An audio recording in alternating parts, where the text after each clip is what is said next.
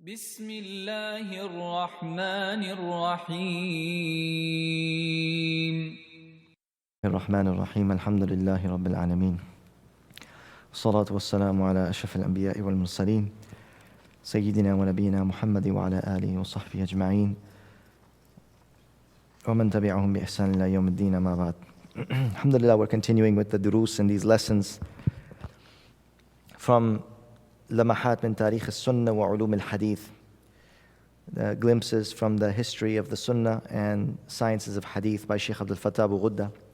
And we're about halfway through the book, but for those who are joining in and for those who are coming for the first time or joining in, or why we chose this subject, the whole purpose of this book is so that we can understand and appreciate the legacy of our scholars. And studying in university and studying in the West over here, sometimes we think that Europe and the academia in the West, and sometimes we become enamored by the system out here. But what we don't understand is the educational and the academic system that existed in the Muslim world, and the pedagogy that existed of studying and learning, and how knowledge would be passed down and how knowledge was preserved. This system, it did not exist or doesn't exist anywhere else in the world.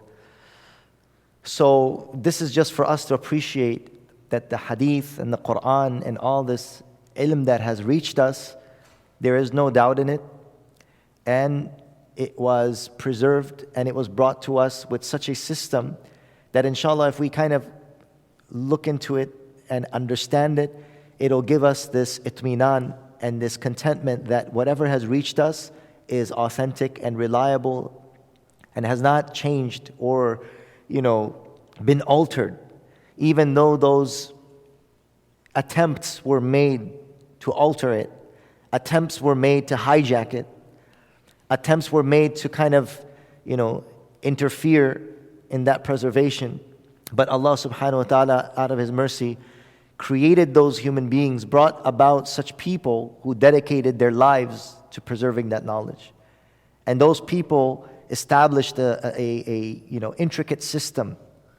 So we were discussing the isnad, the chain of transmission of the people, right? You can say this was the credentials of a hadith.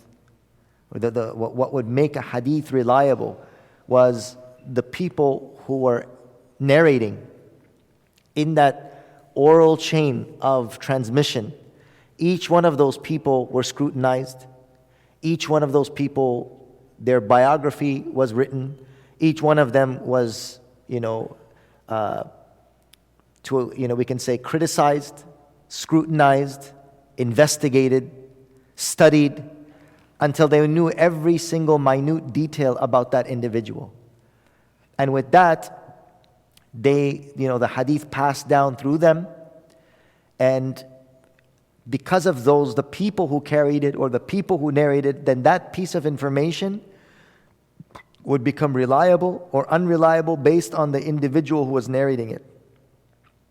So it wasn't just about that knowledge that was being written in some book, but the fact that that person who narrated it, he was a person of virtue, he was a person of reliability, he was authentic, he was somebody who preserved it, he was somebody who had preciseness and accuracy in memorization and in narration. So this was not only in the hadith, but this was in all sciences. Right? This is what the next chapter that Shaykh Abdul Fattah is mentioning here. اشتراط الإسناد في تلقي جميع العلوم الإسلامية وغيرها. And this is the most amazing thing, is that the science of isnad, where this person narrates from so-and-so, and he narrates from so-and-so, and he narrates from so-and-so, all the way going back to the Prophet himself, or all the way to the person who uttered those words himself. This wasn't only in the science of hadith, but it was always also in the other Islamic sciences. So this is a very interesting thing. وقد نشأ عن اهتمام المحدثين بالإسناد ووضوح أهميته في تلقي المنقول أن اشترط الإسناد في تلقي سائر العلوم الإسلامية. And from the ihtimam or the concern of the muhaddithin, how much they concerned themselves with this chain of transmission, is that they didn't only suffice with this in hadith, they also brought it in all the other sciences. And this is amazing what we're going to see. كالتفسير والفقه والتاريخ والرجال والأنساب واللغة والنحو والأدب والشعر والحكايات حتى دخل في سياق الكلمة الواحدة من أخبار الحمقاء والمغفلين. This was in grammar, in history, in fiqh, in hadith, in tafsir, in lineage, in lugha, even in words, even in the one word that was narrated from, fables and stories, that there would be a word, for example. Where did this word come from? So in that one word, for example, scrutinization. I don't know if you guys ever went on an online dictionary. You look scrutiny, and then it'll say 12th century. I don't know if you guys ever went down and actually looked. It'll tell you actually when that word became predominantly in use. So the next time you go and look up a word, sometimes like Merriam-Webster's dictionary, or you have Oxford Dictionary, and you look it up online, it'll tell you if you go down, it says, for example, 12th century, 16th century. What it's telling you is actually where that word originated, when that word was predominantly used. So this was very, very common in Islamic sciences, is that there would be a word like, okay, when was this word scrutiny? Or the word, is the window open? Can you close it? Why is that open? It's like a word like dhulm, dhalama. Okay, what is the exact definition of dhalama?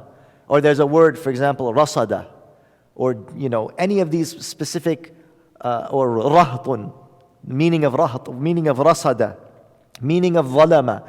Where did that word come from, and what is the tafsir of that word in the Quran? So they would have a sanad.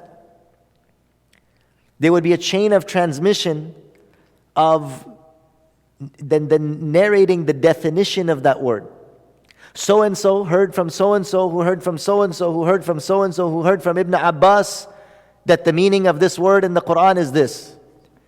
Even for the specific words, and even for the specific definitions, they had sanad.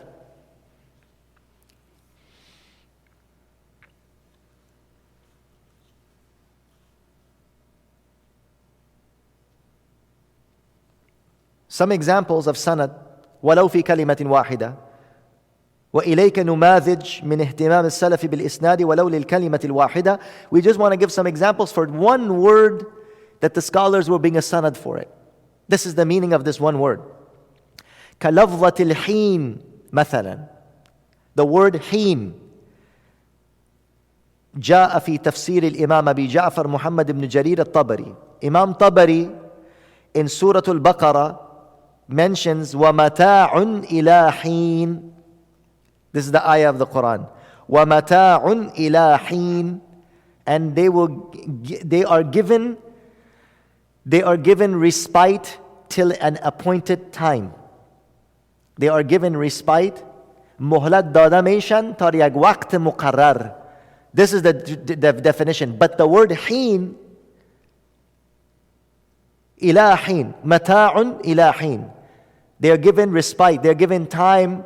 Yani when Allah Ta'ala did not destroy a nation, Allah gave them time to survive and to live to an appointed time. This is the general definition. But the word حين, it has different connotations and different definitions according to different mufassirin from the sanad.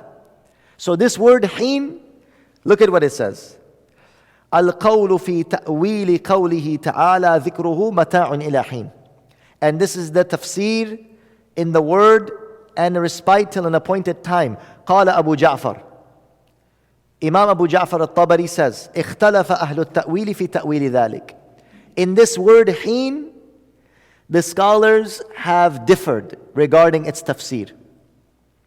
The scholars have differed in regards to its tafsir. فقال بعضهم. Some say in the meaning of this word حين, لكم فيها بلاغ إلى الموت. Mata'un ila hin, yani balaghun ila al-maut.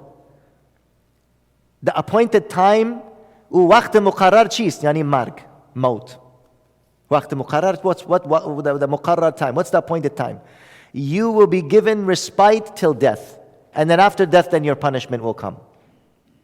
In other words, Allah Ta'ala is saying is those nations and those people that Allah didn't destroy with azab, and He gave them respite. Allah gave them respite ilahin, till an appointed time. What is that appointed time that Allah gave them? Until the moment of death. And then when they die, then that is when their qamat qiyamatuhu. That's when His punishment will begin. And the meaning of then Imam Tabari, when he says, okay, this meaning of maut, heen, meaning maut, this is the sanad for it. حدثني موسى ibn Harun قال حدثنا عمرو بن حماد قال حدثنا أسباط عن السدي في قوله متاع إلى حين قال يقول بلاغ إلى الموت. He brings the sanad. Musa ibn Harun narrates to us from Amr ibn Hammad, who narrates to us from Asbat, who narrates to us from Suddi. Suddi is one of the students of Ibn Abbas. One of the ones who narrate from Ibn Abbas. He is the carrier of the knowledge of Ibn Abbas, Suddi. Suddi, he says, Balaghun ilal maut. That's one sanad. Why do we take that meaning that, and Allah will give them respite to an appointed time? What is the tafsir of the appointed time? Yani death. Where did you get this meaning, death? This is my sanad. This is how we took the meaning of heen to mean death. Can you imagine? Now we have everybody making up their own. They just make up whatever this is what it means. How do you know that's what it means? SubhanAllah, these mashayikh, they said, we say heen means maut. And how did I get that meaning? This is my sanad, going back to Suddi. Who is Suddi? The carrier of the knowledge of Ibn Abbas. And again, وَحَدَّثَنِي Yunus. Yunus narrates to us. قال أخبرنا ابن وهب. Ibn Wahab narrates. قال حدثنا عبد الرحمن بن مهدي, the teacher of Imam Bukhari. عن إسرائيل عن إسماعيل السدي قال حدثني من سمع ابن عباس. Again, Ismail al-Suddi narrates to Israel, to Mahdi, to Ibn Mahdi, to Ibn Wahab, to Yunus, who says, وَمَتَاعٌ إِلَى حِينٍ, another meaning, and he will have an appointed time, yani as long as he's alive. Hayat, the other meaning. وَمَتَاعٌ إِلَى حِينٍ, yani مَتَاعٌ مَا بَقِيَ الْحَيَاةِ. As long as he's alive, Allah will give him respite. Toke zindasti buru mazako. Moke megem, toke zindasti. Ma baqi al hayat. As long as you're alive, go. Enjoy yourself. Because when you die, then your punishment will begin. Kind of the similar meaning. وحدثني مثنى ابن إبراهيم قال حدثنا أبو حذيفة قال حدثنا شبل عن ابن أبي نجيح عن مجاهد متاع إلى حين قال إلى يوم القيامة إلى يوم القيامة إلى انقطاع الدنيا. This is another subhanallah tafsir. Muthanna ibn Ibrahim says, Abu Huzaifa narrated to us, Shibl narrated to us, Ibn Abi Najih narrated from Mujahid. Who is Mujahid? He is also another student of Ibn Abbas. Mata'un ilahin means till the day of judgment. Allah will give them respite, ilahin, yani ila yawm al-qiyamah. Is everybody understanding what I'm saying, or is this like you're understanding the point, like how particular they were, that just for the word heen, they had a sanad of narrators, and that sanad would take them back to the qawl of Ibn Abbas, and each one would have a particular. But remember, a question that might come, but there's so many tafsirs for one specific thing. Well, understand that the meaning is all same. Meaning Allah Ta'ala is going to give them respite until the time He sees them. That could be death, that could be as long as they live, and that could be to the day of judgment. All of it basically means the same thing. But it was made ta'bir of, and it was described as in these different wordings, where eventually the meaning comes to be one and the same thing. وَقَالَ آخَرُونَ إِلَى حِينٍ قَالَ إِلَى أَجَلٍ. Heen, some of them took very general meaning. Ta ajalishana bi'ah. Ta ka ajalishan bi'ah. Until that appointed time. They actually use the word appointed time. Ajal. Ajal is appointed time. And who narrates that? Then he brings for ajal, he also brings a sanad. For ajal, the word ajal, he brings a sanad. Who took that opinion? حدثت عن عمار بن الحسن قال حدثنا عبد الله بن أبي جعفر عن أبيه عن الربيع ومتان إلى حين أي إلى أجل. انتهى كلام الإمام ابن جرير رحمه الله تعالى. So for all of those who are listening, you can imagine and you can see that for each word, for each tafsir, for each meaning, they bring a specific sanad that takes them back. Ki gofteira. Who took that meaning? Who took that qawl? Who said that heen means ajal? Who said that heen means maut? Who said that heen means ila yawm al-qiyamah? The mufassirin, they would not speak from Kitabullah unless they had a direct sanad that would take them to someone who heard from the Prophet himself. Can you imagine? Just imagine this. This is to me it's mind-boggling. How many words do you think is in the Quran? Come on everybody. 6,000 and some ayats. Can you believe that Tafsir ibn Jarir Tabari, I'll take you upstairs, maybe you can look at it. 15 volumes. Do you now understand why one book can be 15 volumes? Because for every word, he says a word. For every word now, he's going to go and give you a sanad. Okay, this is what the meaning is. Okay, this word, Allahu Samad. We read it in our namaz every day, right? قُلْ هُوَ اللَّهُ أَحَدٌ Allahu Samad. Same thing. And the scholars have differed in the meaning of Samad. Okay, we have one sanad. So-and-so narrated from so-and-so, from so-and-so, from so-and-so, from so-and-so. Samad means this. What does Samad mean? Al-muhtaju ilayhi kullu ahad wa la yahtaju ila ahad. The one who everyone is in need of him and he is not in need of anyone. Another person said, Haddathana, Haddathana, Haddathana. Samad means the one who you turn to when you're in need. Baruam sanad mera. So and so said that so and so heard, that he heard from Ibn Abbas. This is the meaning of Samad. Every word, every tafsir in the words of the Quran. This is so important, my dear brothers and sisters, for us to understand so we can value how much these ulama, this is so painstaking. Can you imagine that every word, every tafsir in the Quran has a sanad? And then you have jahil and ignorant people coming today and they're telling you the tafsir of the Quran and they're doing tafsir. Who are you to make tafsir? Can you give your sanad back to Rasulullah what this means? The Prophet ﷺ explained to Ibn Abbas the Quran, and the Prophet made dua. Allahumma allimhu ta'wil. Oh Allah, give him the knowledge of tafsir. They say Ibn Abbas would sit on the mimbar, he would start reciting the Quran, and ayatan, he would make tafsir of the Quran, sitting on the mimbar. He would sit on the mimbar and he would start reciting the Quran. And then ayatan, one by one verse, he would start making tafsir of it and explaining it, that this is the meaning. How many scholars were there and how many people were listening and how many people then heard from him? But we don't accept, obviously, we don't accept every narration. Only there's specific students of Ibn Abbas that we will accept.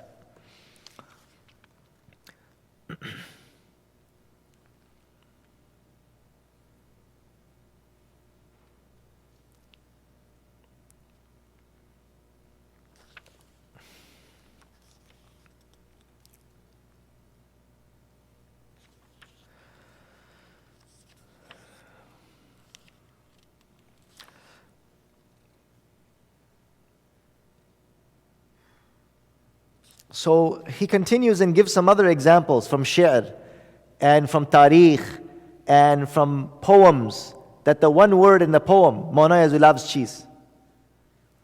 What is the meaning of that word in that poem? Then he would go and he have a sanad for even that one word in the poem, or the one word in the tarikh. فمن أجل نقل كلمة واحدة في كتاب قد تكون تلك الكلمة من أصدق الثابت المنقول عن قائلها.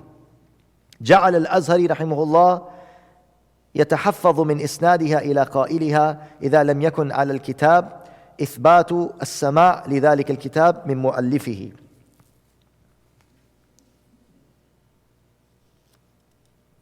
بل قد دخل الاهتمام بالإسناد ورواية العلم من طريقه إلى كتب الطب وتاريخه. Even in the books of طب, Shaykh Abdul Fattah is mentioning that even in the books of medicine, in the books of, we know that some of the greatest medical practitioners and physicians were Muslims. Even in that, in the books of طب, they had the sanad.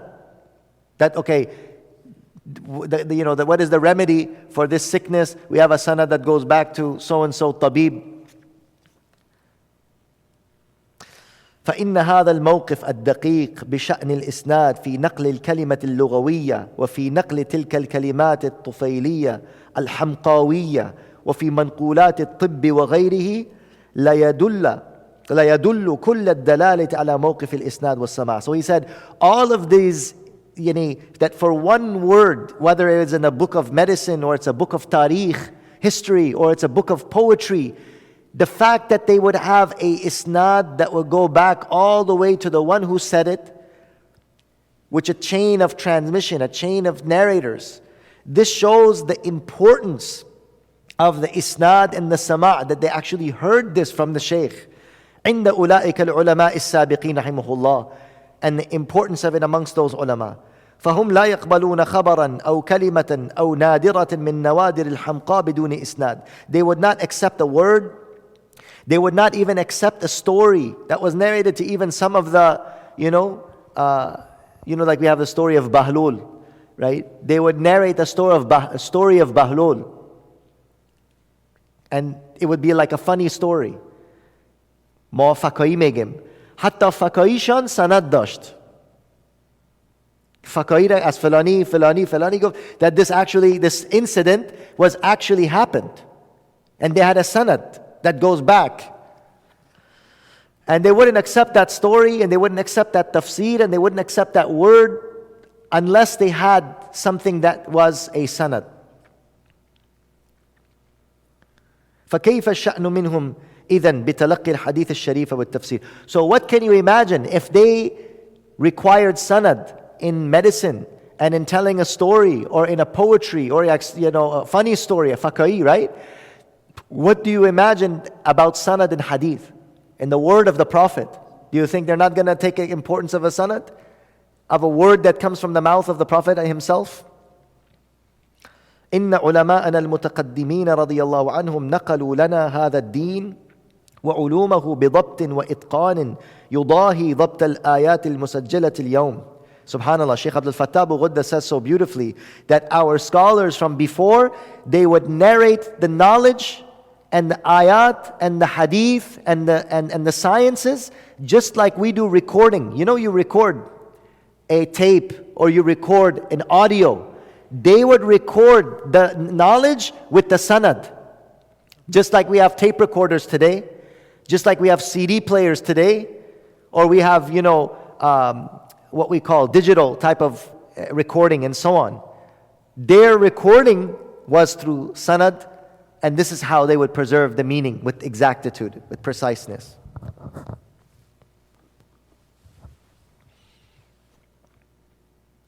وَأَدَّوْا الْأَمَانَةِ الْعِلْمِيَّةِ لِمَنْ بَعْدَهُمْ خَيْرَ أَدَاءٍ. And like this, did they fulfill the amana and the trust of knowledge in the best manner. بهذه الأسانيد التي هي معايير القبول والرد والتصحيح والترجيح. And they did that through the asanid, the chain of transmission. And with that, this is the standard by which we come to know how authentic is this word, how authentic is this meaning, how authentic is this hadith, how authentic is this share, how authentic is this story. If the story did not have a sanad, they did not accept it. If that tafsir did not have an authentic sanad, they would not accept it. فَرَضِيَ اللَّهُ تَعَالَى عَنْهُمْ وَجَزَاهُمْ عَنَّا خَيْرَ الْجَزَاءِ. So may Allah Ta'ala be pleased with them, and may Allah subhanahu wa ta'ala give them the greatest reward. هذا والإسناد الذي تقدم وصفه شيء حادث ولم يرد في شأنه توجيه عن رسول الله صلى الله عليه وسلم. Very important point to understand though, very important point. Despite what we have mentioned here, the isnad was not something that was taught or mentioned by the Prophet himself. There is no hadith where the Prophet ﷺ said that when you narrate something, you should narrate it by mentioning who said it from who and who narrated from who. Isnad is a bid'ah. Do you guys understand bid'ah? Isnad is something that did not exist in the time of the Prophet. It was an innovation. Now, this is why it's important for us to understand. Anything that did not exist in the time of the Prophet, it does not mean that that thing should be thrown in Jahannam. Some people think like that. Well, this wasn't in the time of the Prophet. Okay, madrasa wasn't in the time of the Prophet. Mimbar or mihrab, the mihrab, this we have mihrab which shows the direction of the qibla. Mihrab wasn't in the time of the Prophet. Madrasa wasn't in the time of the Prophet. Many things that we use now, right? Usul of hadith, isnad of the hadith. Actually, Quran in book form is a bid'ah. Okay? So these people who think if it didn't exist in the time of a prophet is bid'ah. Look, there is a bid'ah that is benefiting the deen. And it's doing something to preserve the deen, like knowledge, like madrasa.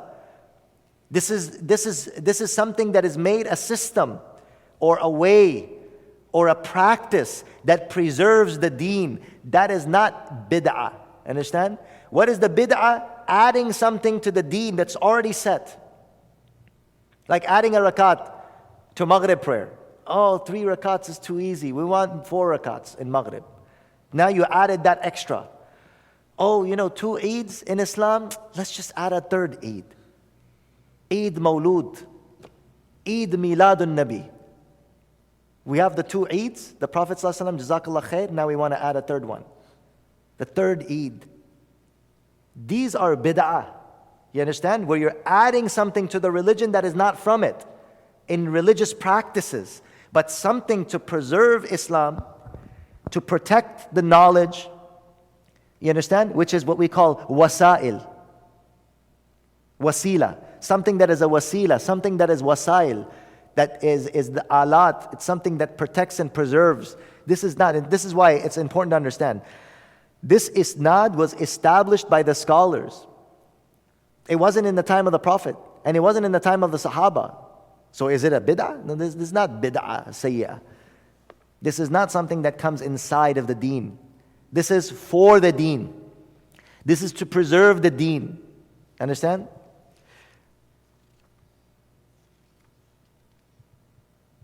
والإسناد الموصوف الاصطلاحي لم يكن من حاجة إليه بين الصحابة رضي الله عنهم. And this isnad that we're talking about, it did not exist in the time of the Sahaba radiallahu anhum. Why? They didn't need it. Why would the Sahaba need it? There's nobody that's going to lie. Like for example, we're sitting here together, right? All of us are one group. You're all listening to what I'm saying. Why do you need to narrate from one another isnad from me? We're all sitting here. Why would you lie to each other? Everybody knows one another. Nobody's going to make up a story. Isnad is only needed when things spread out, and when the ummah spread, and when lying and when deception started to become common. That is when they did this as a means to protect knowledge. كانوا مطمئنين إلى شيوع الصدق والأمانة بينهم. The Sahaba radiallahu anhum were mutmaineen. They were at ease that they knew that somebody is not going to lie. Ibn Abbas would go to the senior Sahaba. He knew that they're not going to lie. They're not going to make up a story. People would hear narrations from Abu Huraira. They knew that Abu Huraira was a companion of the Prophet. He's not going to lie.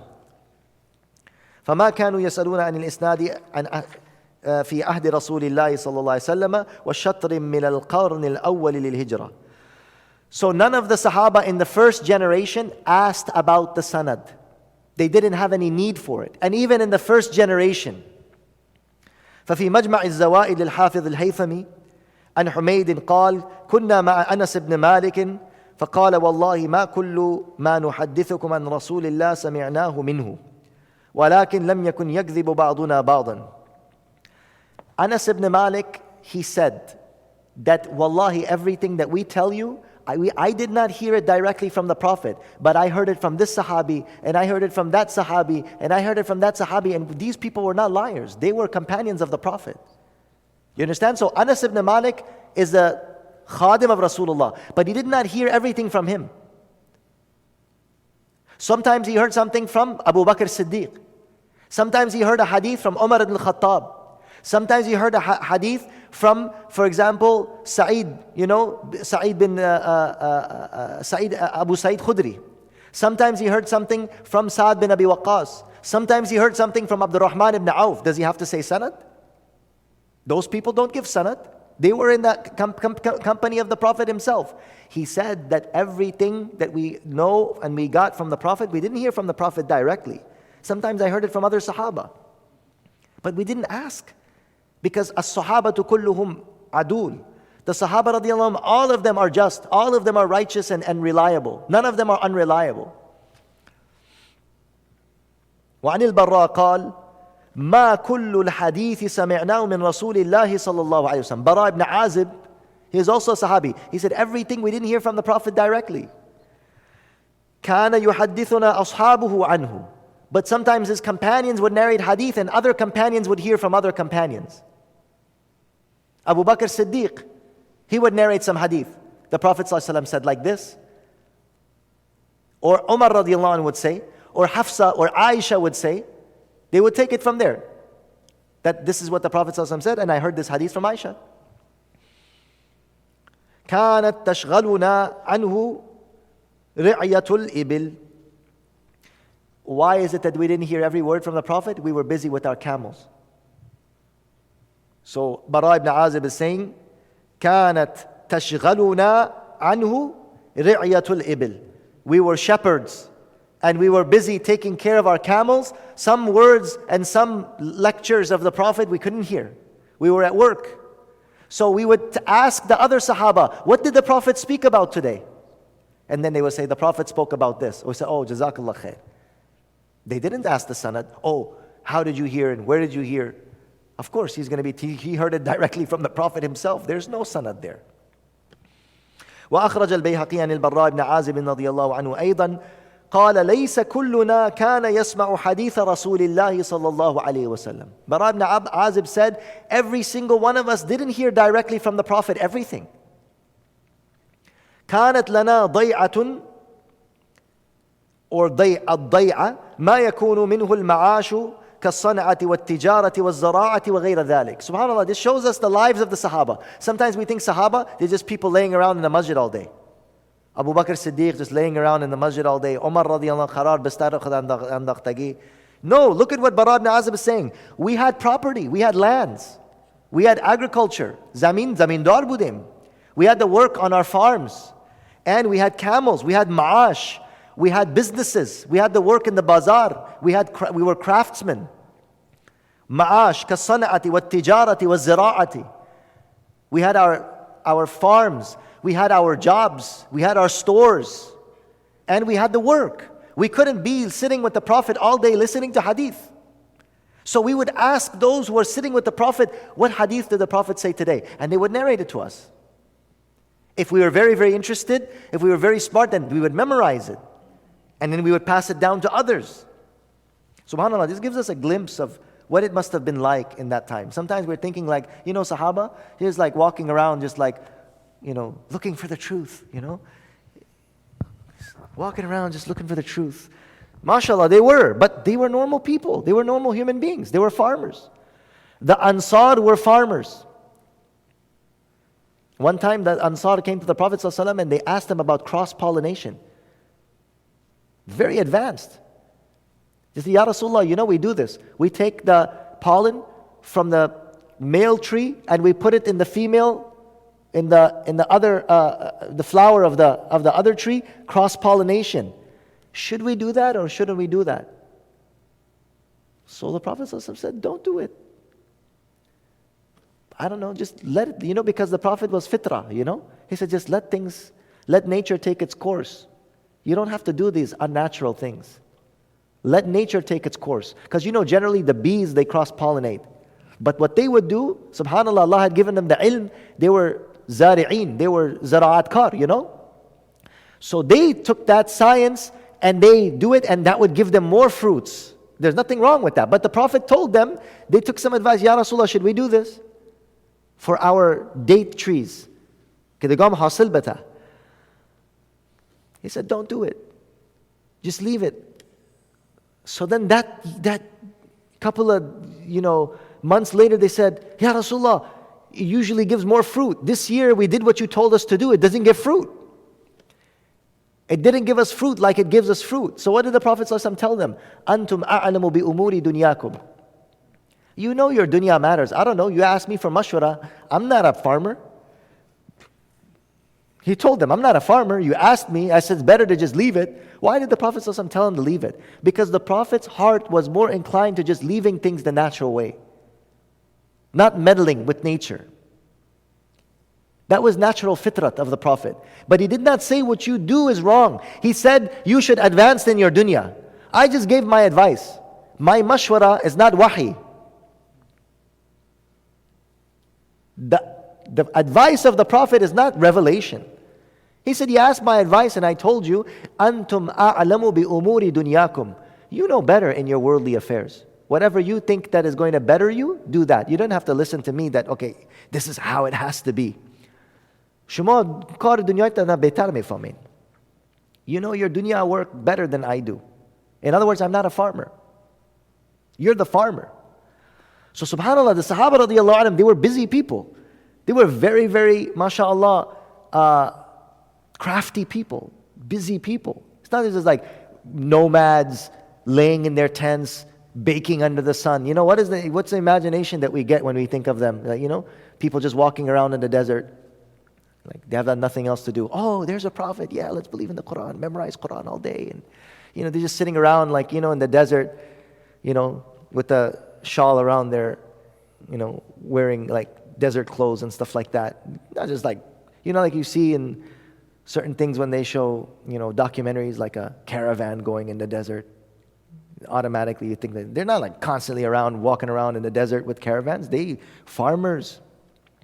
They were, people who made tijara. They had, trips and business trips that they would go to Sham, trading, coming back and forth from, the trade routes, all the way to Syria and then past towards Africa and then towards Asia, and they would trade their, goods. The dates and the things that existed in Arabia did not exist in Sham, and there was a big demand for that. I mean, now we ask for ajwa. Have you heard of ajwa from Texas before in your life? Ajwa from Mexico? You never heard of anything like that. Ajwa comes from only one place on the face of the earth. There are certain dates that only come from Medina Munawwara, nowhere else on the planet. Nowhere else on the planet, only in Medina Munawwara.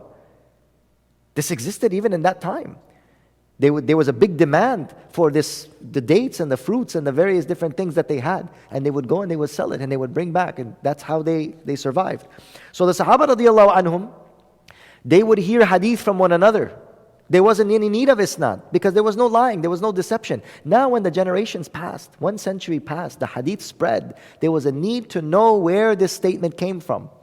As ki shunidi haditha, yes, kuja amada, as Osman aftada, you made it up, where is this from? And when they could not say the sanad, they know that this is not reliable. وأخرج أيضا عن قتادة أن أنسا رضي الله عنه حدث بحديث فقال له الرجل أسمعت هذا من رسول الله قال نعم أو حدثني من لم يكذب. So Anas radiallahu anhu was narrating a hadith. So someone asked him, did you hear this from the Prophet sallallahu alaihi wasallam? He said, yes.